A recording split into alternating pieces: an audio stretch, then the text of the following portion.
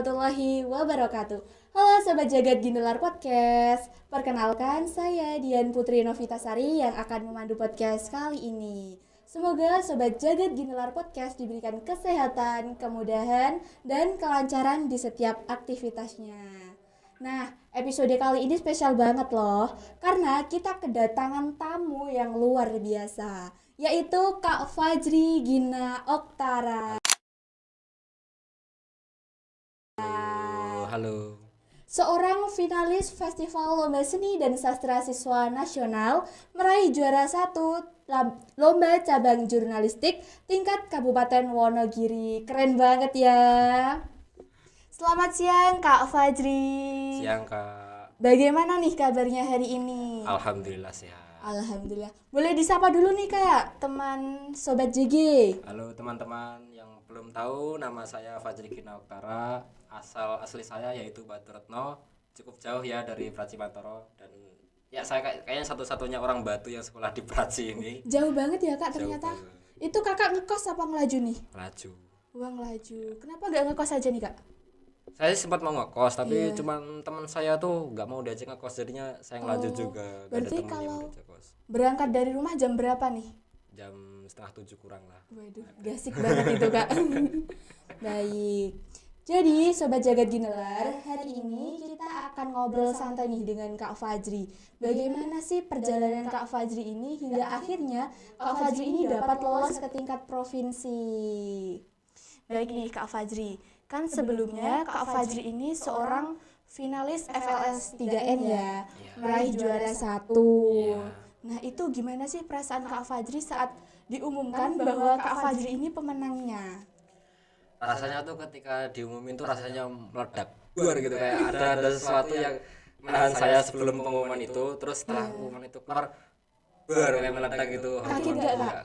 Rada kaget sih, kayak puas rasa puas tuh kayak saya sampaikan dengan teriak sekencang-kencangnya saat di situ. Di tempat situ Di tempat situ teriak-teriak, kan di samping belakang saya sama depan saya tuh nengok ke saya. Keren banget sih. Tapi pasti juga senang banget ya. Seneng banget Bangga sih, banget nih. Iya. Sejak kapan sih Kak Fajri ini tertarik di jurnalistik, bahkan khususnya di bidang tulis menulis ini? Sebetulnya sih saya di bidang tulis penulis ini baru di kelas 10 saat ada perekrutan di ekstrakurikuler jurnalistik SMA Negeri 1 Pacimantoro ini. Iya. Dulu ada guru SMA Negeri 1 Pacimantoro namanya Bu Heni yang mengajak saya untuk masuk ke divisi reportase. Nah, di divisi ini saya diajarkan menulis, merangkai kata-kata, dan membuat berita khususnya. Berarti baru di kelas 10 ini ya? Ya, baru di kelas 10 ini. Iya. Berarti bukan hobi dari kecil nih. Bukan. Iya. Jadi semenjak masuk ini baru saya menyukainya. Iya. Saat diumumkan ya Kak, diumumkan bahwa akan ada lomba FLS 3N nih. Itu Kakak itu langsung tertarik apa butuh pertimbangan dulu nih? Sebetulnya saya belum tertarik sama sekali. Jadi saya tuh orangnya tuh malesan lah ikut apa-apa gitu. Iya. Lah, kebetulan teman saya namanya Mas Fabio itu ikut cipta puisi dan mengajak saya, dan yang kebetulan juara 2 juga kemarin. Wah, keren banget ini. Alhamdulillah juga. Lah, itu mengajak saya, daripada gak ada kegiatan, ayo ikut ini gitu. Dan saya mengikutinya. Tapi itu terpaksa nggak nih Kak? Enggak. Cuma kan karena gak ada kegiatan, ya udahlah ikutlah. Iya. Biar ada kegiatan gitu.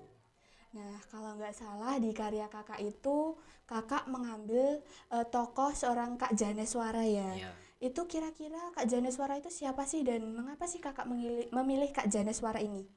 Kak Janes tuh sebenarnya sahabat saya, teman sekelas. Oh, sahabat sekelas. Teman sekelas ya. Tapi baru SMA ini. Baru SMA ini karena dia kan orang Praci kan, jadi baru kenal tahun ini. Kenal di SMA ini. Lah, dia tuh kebetulan dia tuh orangnya suka seni, dan juga dia mengikuti ekstrakurikuler karawitan di SMA Negeri 1 Pacimantoro ini. Lah, karena kebetulan di Juknisnya itu temanya seni memperkuat karakter, jadi saya memilih Mas Janes sebagai subjek utama di artikel saya, karena Mas Janes itu orangnya seni banget dia. Dari kecil dia suka dalang bahkan gitu, suka wayang-wayang itulah. Udah dari kecil ya? Udah dari kecil dia begitu. Langka banget loh ada orang seperti Kak Janes ini. Ya itulah, karena langka itu saya ngangkat dia. Oh iya, keren nih Kak. Lalu saat Kak Janes itu tahu bahwa dia akan dijadikan tokoh utama di karya Kakak, bagaimana ekspresinya itu Kak? aslinya sih sebetulnya dia nggak mau kan untuk jadikan subjek artikel saya karena malu gitu, malu gitu jadi subjek gitu kan. Lah karena saya memaksanya, saya bujuk-bujuki lah gitu, apa kalau saya menang nanti saya gini lah dia gitu ya. Dan akhirnya dia mau lah. Apa itu Kak bujukannya itu? Ya seporsi mie ayam. Udah dibelikan belum nih? Udah. Kan udah menang. Udah lah. Iya. Udah. Nah, kan tadi Kak Fajri bilang kalau Kak Fajri ini teman dekatnya Kak Janes. Iya. Nah, itu kan Kak Fajri ini di bidang jurnalistik. Iya. Kak Janes di Karawitan. Iya. Nah, itu kalau kalian bertemu itu kadang ada gak sih Kak perbedaan pendapat? Itu sih sebetulnya enggak ya, rata-rata enggak dalam bidang apapun enggak. Cuman paling di masalah moralitas sama ketuhanan sih paling saya sedikit berbeda pandangan dengan dia. Lalu bagaimana tuh penyelesaiannya? Ya paling saling menghormati pendapat satu sama lain lah, karena cuman kan paling moralitas itu kan subjek masing-masing. Iya. Lalu kira-kira nih motivasi apa sih yang kakak miliki supaya hasil kakak itu dapat memuaskan seperti sekarang ini? Kalau jujur sih sebetulnya saya belum gak ada motivasi apa-apa, tapi paling dorongan saya untuk bisa menang ini adalah ekonomi sih faktor terberatnya. Karena kan orang tua kan juga termasuk tidak mampu dan di golongan menengah lah, menengah kayak terjepit antara menengah miskin dan menengah kaya ini terjepit banget di lah, tengah-tengah banget. Mengharapkan KIP pun kayaknya nggak mungkin lah, nggak bisa itu. Dan mau kuliah pun juga susah karena bapak tuh udah usianya 50 tahun, ini 50 tahun ini, dan dia masih kerja di buruh pabrik. Jadi saya rada kasihan lah, rada memaklumi keadaan kalau saya memaksa kuliah nih, kalau saya nggak ngasilin apa-apa di SMA ini pun saya nggak ngasilin apa-apa, saya kayaknya nggak akan kuliah. Jadi saya membuktikan diri dulu dengan mengikuti FLS 3 ini, saya bisa mencapai sesuatu, saya nanti akan kuliah gitu. Cari prestasi yang sebanyak-banyaknya ya Kak. Iya. Semangat terus ya Kak. Itu orang tua bangga nggak saat kakak mendapatkan juara ini? Ya bangga lah, alhamdulillah bangga itu. Ya bangga pasti. Bangga lah pasti. Persiapan terberat saat kakak menyiapkan karya kakak itu apa sebelum dilaksanakannya lomba ini? Itu apa itu Kak? Pas nyocokin antara karya dengan juknisnya. Nah, di situ ada miskom di guru pembimbing. Ternyata itu kan harusnya nggak boleh pakai cover. Pakai cover terus harusnya menjorok, dan saya di situ belum, pas saya upload malam-malam H-1 itu saya masih ada cover dan belum menjorok paragrafnya, dan di situ saya melakukan perbaikan mendadak banget, menghapus cover terus menulisnya ulang. Nah itulah pokoknya terberat saya itu. Iya itu pasti berat. Kalau merangkai kata-katanya itu berat gak Kak? Itu sih alhamdulillah tidak karena kalau sabar menulisnya bisa sih merangkai kata-katanya. Skill khusus yang paling membantu kakak dalam menuliskan semua itu apa Kak? Sebetulnya sih tidak ada, cuman apa itu skill untuk bernalar, berpikir logis. Itu semisal ini saya dalam menyusun karya saya itu mengumpulkan informasi-informasi dari yang sudah ada. Jadi informasi sudah ada, saya pilih lalu saya mengelola dan saya kembangkan jadi kalimat yang saya buat sendiri gitu. Butuh waktu berapa lama tuh Kak? Saya nyusunnya sih paling semingguan. Itu bagi kakak cepat atau malah lama itu? Kelamaan itu karena saya sambil main-main, terus saya apa itu ada ajakan teman main kemana gitu, saya ikut jeda-jeda lah. Nggak fokus itu. Lalu dalam pembuatan karya kakak ini ada nggak sih Kak pembimbingnya? Ada, namanya Bu Hanif, dan saya terima kasih banget sama Bu Hanif karena sudah membimbing saya selama ini dan sampai ke titik yang sekarang gitu. Titik kemenangan Ibu, tapi masih lanjut berjuang masih lagi. Masih lanjut. Iya. Lalu seberapa penting sih peran pembimbing itu Kak? Yang membimbing kakak ini? Pentingnya itu dalam mengoreksi artikel yang kita buat gitu.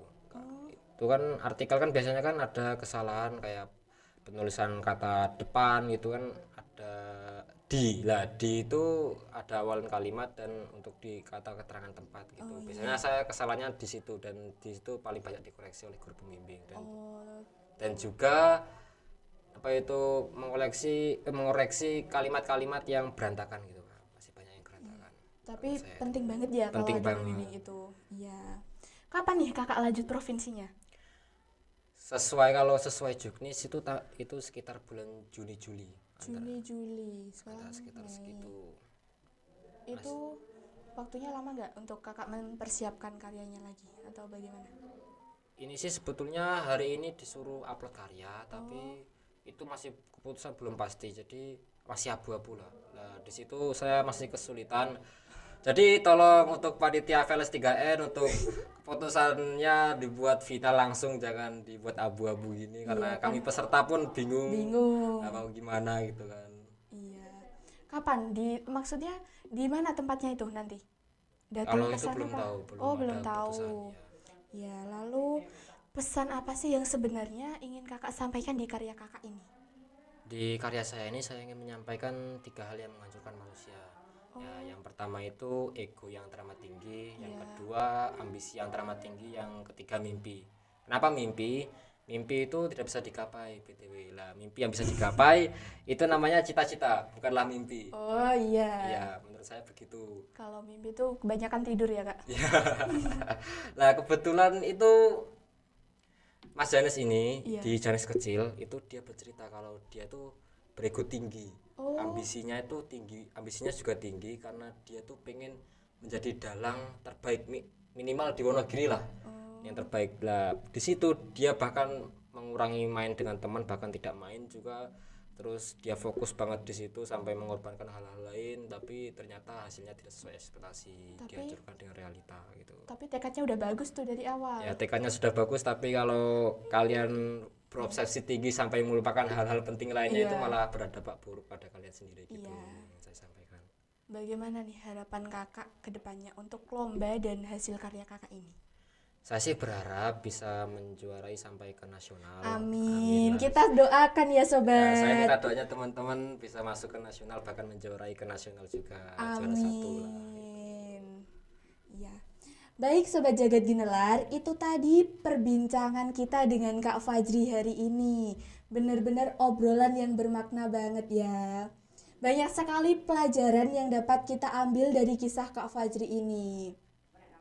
Mulai dari ego dan budaya yang sekarang itu budaya lokal yang hampir tergerus ya. Dan saya mengucapkan terima kasih yang sebanyak-banyaknya untuk Kak Fajri. Ya, sama-sama. Saya juga berterima kasih telah diundang ke podcast ini. Iya, karena udah berbagi pengalaman yang begitu berharga. Semoga apa yang telah dibagikan oleh Kak Fajri ini dapat memberikan inspirasi, motivasi, wawasan bagi kita semua. Amin. Terima kasih Kak Fajri. Ya, sama-sama. Terima kasih juga. Saya Dian Putri Novitasari pamit undur diri. Sampai jumpa di episode podcast Jagat Ginelar berikutnya ya. Wassalamualaikum warahmatullahi wabarakatuh.